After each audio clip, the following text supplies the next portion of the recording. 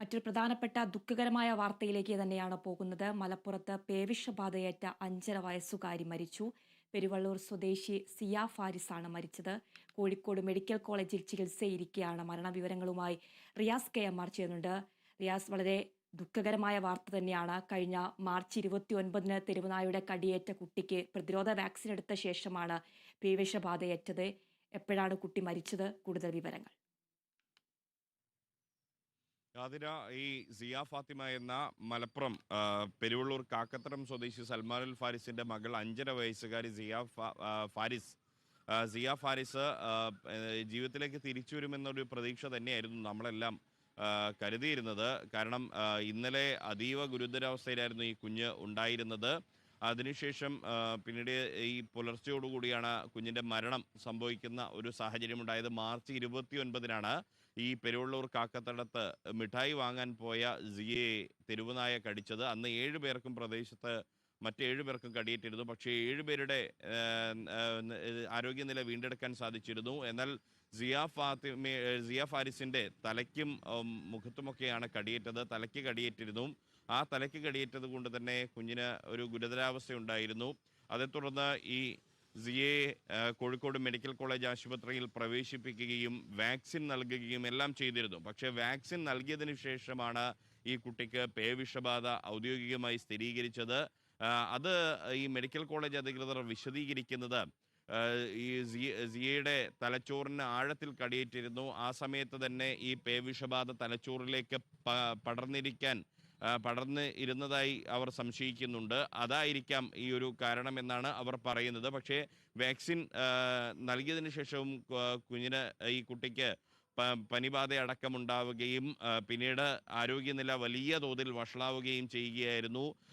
ഇന്ന് പുലർച്ചെയാണ് ഈ സിയ എന്ന കുഞ്ഞുമോൾ, 5.5 വയസ്സ് മാത്രമുള്ള കുഞ്ഞുമോൾ മരണത്തിന് കീഴടങ്ങുന്ന ഒരു സാഹചര്യം ഉണ്ടായിരിക്കുന്നത്.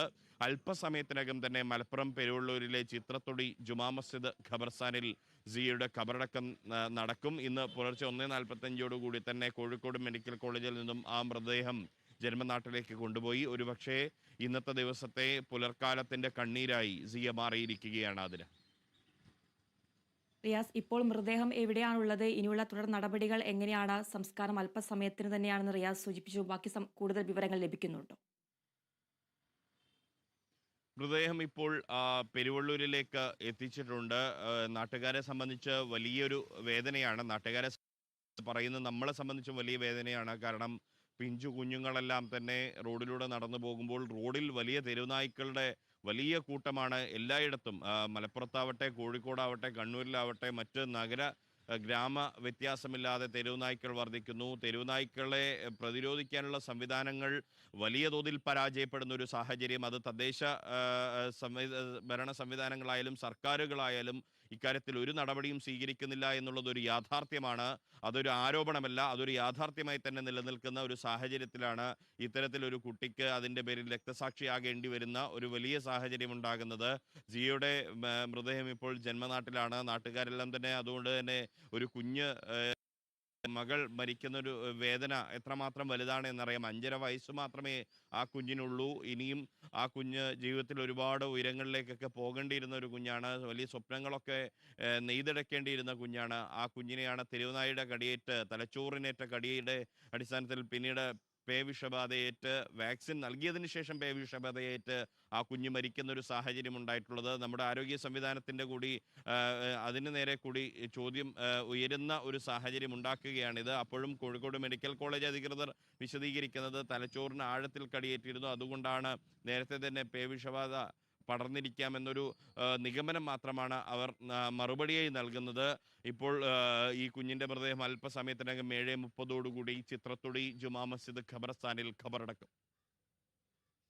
റിയാസ്, കഴിഞ്ഞ മാർച്ച് 29-നാണ് തെരുവുനായയുടെ കടിയേറ്റത് കുട്ടിക്ക് തലയിലാണ് കൂടുതലായിട്ടും കടിയേറ്റത്. അതാണ് ഇത്തരത്തിൽ പെട്ടെന്നുള്ള ഒരു മരണകാരണം എന്നാണ് ആശുപത്രി അധികൃതരൊക്കെ പറയുന്നതല്ലേ?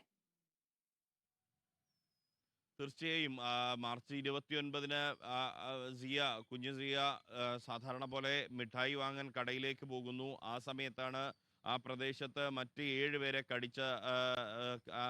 പേർക്ക് അന്ന് തെരുവുനായയുടെ കടിയേറ്റിരുന്നു.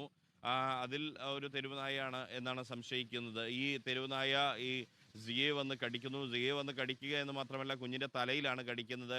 ആ കടി ആഴത്തിലേക്കാണ് പോയിരിക്കുന്നത്, തലച്ചോറിൻ്റെ ആഴത്തിലേക്ക് പോയി. അത് പിന്നീട് ഈ 1 മാസത്തോളം ആ കുഞ്ഞ് ചികിത്സയിലായിരുന്നു. ഒരു ഘട്ടത്തിൽ ജീവിതത്തിലേക്ക് തിരിച്ചു വരുമെന്ന വലിയ പ്രതീക്ഷയുണ്ടായിരുന്നു. ആരോഗ്യനിലയെല്ലാം മെച്ചപ്പെട്ടതിന് ശേഷമാണ് പിന്നീട് ഈ വിഷബാധ തലച്ചോറിലൂടെ പടർന്ന് അതിനുശേഷം കുഞ്ഞിൻ്റെ ആരോഗ്യനില വഷളാവുന്നൊരു സാഹചര്യം ഉണ്ടാവുകയും ഇന്ന് പുലർച്ചയോടുകൂടി കുഞ്ഞ് മരണത്തിന് കീഴടങ്ങുകയും ചെയ്യുന്ന സാഹചര്യമുണ്ടായിരിക്കുന്നത്. അതിന് റിയാസ്, ഈ പ്രദേശത്ത് തെരുവുനായ ശല്യം രൂക്ഷമാണോ? സംഭവത്തിൽ അധികൃതരുടെ ഭാഗത്തുനിന്ന് എന്താണ് പറയുന്നത്? ഇത്തരത്തിൽ നേരത്തെയും സംഭവങ്ങൾ തെരുവുനായയുടെ ആക്രമണം ഉണ്ടായിട്ടുണ്ടോ? അത് സംബന്ധിച്ചുള്ള കൂടുതൽ വിവരങ്ങൾ ലഭിക്കുന്നുണ്ടോ? ഈ ഭാഗത്ത് എന്ന് മാത്രമല്ല, ഞാൻ നേരത്തെ സൂചിപ്പിച്ചതുപോലെ മലപ്പുറത്തെയും കോഴിക്കോടിലെയും കണ്ണൂരിലെയും നഗര ഗ്രാമ വ്യത്യാസങ്ങളില്ലാതെ തെരുവുനായ്ക്കളുടെ ശല്യം വലിയ തോതിൽ വർദ്ധിച്ചുകൊണ്ടിരിക്കുകയാണ്. പ്രത്യേകിച്ച് ഈ പെരുവള്ളൂർ ഭാഗത്ത്, മലപ്പുറത്ത് പെരുവള്ളൂർ ഭാഗത്ത് തെരുവുനായുടെ ശല്യം അതിരൂക്ഷമാണ് എന്നാണ് നാട്ടുകാർ സൂചിപ്പിക്കുന്നത്. അതിനുദാഹരണമായി തന്നെ അവർ ചൂണ്ടിക്കാണിക്കുന്നത് മാർച്ച് 29-ന് 7 പേർക്ക് കടിയേറ്റ സാഹചര്യം ഉണ്ടാകുന്നു. നമ്മൾ നേരത്തെ തന്നെ കോഴിക്കോട് ജില്ലയിലെയും കണ്ണൂർ ജില്ലയിലെയും എല്ലാം തന്നെ തെരുവുനായ അക്രമങ്ങളുടെ വലിയൊരു നിര തന്നെ നമ്മൾ റിപ്പോർട്ട് ചെയ്യപ്പെട്ടിട്ടുണ്ട്. നമ്മൾ മാധ്യമങ്ങൾ തന്നെ അത് CCTV ദൃശ്യങ്ങളുടെ പിൻബലത്തോടു കൂടിയും അല്ലാതെയും നാട്ടുകാർക്ക് പരിക്കേറ്റ രീതിയിലും അവർ ആശുപത്രിയിൽ ചികിത്സ തേടിയ രീതിയിലും എല്ലാം തന്നെ നമ്മൾ റിപ്പോർട്ട് ചെയ്യപ്പെട്ടപ്പോഴും ഇതിനൊരു അറുതി വരുത്താൻ തദ്ദേശ സ്വയംഭരണ സ്ഥാപനങ്ങൾക്ക് സാധിക്കുന്നില്ല. അതിന് നിയമത്തിന്റെ നൂലാമാലകൾ വലിയ വിലങ്ങുതടിയാകുകയാണ്. അതായത് AC മുറിക്ക് അകത്തിരുന്ന് ചിലരുണ്ടാക്കുന്ന നിയമങ്ങളും പ്രസ്താവനകളും സാധാരണക്കാരന് ഉപകാരപ്പെടുന്നില്ല. സാധാരണക്കാരന് ജീവൻ പകരുമ്പോൾ അതായത് നായ്ക്കളോടുള്ള സ്നേഹം അനിവാര്യമാണ്, തെരുവ് നായ്ക്കളെ സംരക്ഷിക്കുകയാണ് വേണ്ടത് എന്നുള്ള ഒരു വാദത്തോട് യോജിക്കുന്നുണ്ടെങ്കിൽ കൂടിയും ആ തെരുവ് നായ്ക്കളെ പുനരധിവസിപ്പിക്കാനുള്ള ഒരു പ്രക്രിയ എങ്ങനെയാണ് ഉണ്ടാക്കുന്നത്, അല്ലെങ്കിൽ അവരെ തെരുവിൽ തന്നെ തുടർത്തി കൊണ്ടുപോകുന്നതിന് പകരം അവരെ എങ്ങനെ പുനരധിവസിപ്പിക്കും എന്ന് ആലോചിക്കാൻ ഇവിടെ ഒരു നിയമ സംവിധാനം ഇല്ല എന്നുള്ളതൊരു വസ്തുതയായി നിലനിൽക്കുന്നു. അതുകൊണ്ട് പിഞ്ചു കുഞ്ഞുങ്ങളടക്കം ഭയന്നുകൊണ്ട് പോകേണ്ടുന്ന ഒരു അവസ്ഥ, സ്കൂളിലേക്കും മദ്രസകളിലേക്കും ഒക്കെ പോകുന്ന പിഞ്ചു കുഞ്ഞുങ്ങൾ ഉൾപ്പെടെ, അല്ലെങ്കിൽ ജോലി ആവശ്യാർത്ഥം ഇറങ്ങുന്ന മുതിർന്നവരുൾപ്പെടെ വലിയ വെല്ലുവിളി നേരിടേണ്ടി വരികയാണ് ഈ തെരുവുനായ ശല്യത്തിന്റെ കാര്യത്തിൽ. അതുകൊണ്ട് തന്നെ ഈ വിഷബാധ സംബന്ധിച്ച വാക്സിനുകളുടെ ലഭ്യത, അതിൻ്റെ ഒരു വാക്സിനുകളുടെ കൂടുതൽ വാക്സിനുകൾ നമുക്ക് ലഭ്യമാക്കേണ്ടതിന്റെ ആവശ്യകത, ഇതൊക്കെ ഈ ഒരു ഘട്ടത്തിൽ ചർച്ചയാവുകയാണ്. അതുകൊണ്ട് തന്നെ തെരുവ് നായ്ക്കൾക്കെതിരെ എന്ത് നടപടി ഈ തദ്ദേശ സ്വയംഭരണ സ്ഥാപനങ്ങൾക്ക്, കേന്ദ്ര സംസ്ഥാന സർക്കാരുകൾക്ക് സ്വീകരിക്കാൻ കഴിയും? AC മുറിക്കുള്ളിൽ ഇരുന്നു കൊണ്ട് ഈ ഒരു തെരുവ് നായ സ്നേഹം പറയുന്നവർ ഈ പിഞ്ചു കുഞ്ഞുങ്ങളുടെ ജീവനെടുക്കുന്ന സാഹചര്യം കാണാതിരിക്കരുത് എന്നൊരു അവസ്ഥ കൂടി നമ്മൾ ഇവിടെ പറയേണ്ടി വരികയാണ്. ശരി, മലപ്പുറത്ത് പേവിഷബാധയേറ്റ 5.5 വയസ്സുകാരി മരിച്ചു. പെരുവള്ളൂർ സ്വദേശി സിയ ഫാരിസാണ് മരിച്ചത്. കോഴിക്കോട് മെഡിക്കൽ കോളേജിൽ ചികിത്സയിരിക്കെയാണ് മരണം. കഴിഞ്ഞ മാർച്ച് 29-ന് തെരുവുനായുടെ കടിയേറ്റ കുട്ടിക്ക് പ്രതിരോധ വാക്സിൻ എടുത്ത ശേഷമാണ് പേവിഷബാധയേറ്റത്. ചിത്രതൊടി ജുമാ മസ്ജിദിലെ കബറടക്ക ചടങ്ങുകളൊക്കെ നടക്കുക.